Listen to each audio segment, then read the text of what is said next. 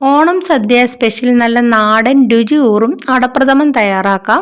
180 ഗ്രാമിൻ്റെ 2 പാക്കറ്റ് അരിയട എടുത്തിട്ടുണ്ട്. ഇനി ഇത് നന്നായിട്ടൊന്ന് കഴുകിയിട്ട് വേവിക്കാനുള്ള പാത്രത്തിലേക്ക് ഇട്ട് കൊടുക്കാം. എന്നിട്ട് അടയുടെ മുകളിൽ നിൽക്കത്തക്കവണ്ണം വെള്ളം ഒഴിച്ചു കൊടുത്തിട്ട് 1 സ്പൂൺ നെയ്യും കൂടെ ഒഴിച്ചു കൊടുത്ത് നന്നായിട്ട് തിളച്ച് വെന്ത് വരുമ്പോൾ തണുത്ത വെള്ളം ഒഴിച്ചു കൊടുത്ത് ഊറ്റിയെടുക്കാം.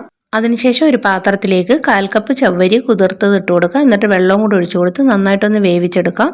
ഇനി ഒരു പാത്രത്തിലേക്ക് 2 കപ്പ് ശർക്കരപ്പൊടി ഇട്ട് കൊടുത്തിട്ട് 1 കപ്പ് വെള്ളവും കൂടി ഒഴിച്ചു കൊടുത്ത് നന്നായിട്ടൊന്ന് തിളച്ച് വരുമ്പോഴത്തേക്ക് പായസം തയ്യാറാക്കാനുള്ള പാത്രത്തിലേക്ക് അരിച്ചൊഴിച്ചു കൊടുക്കാം.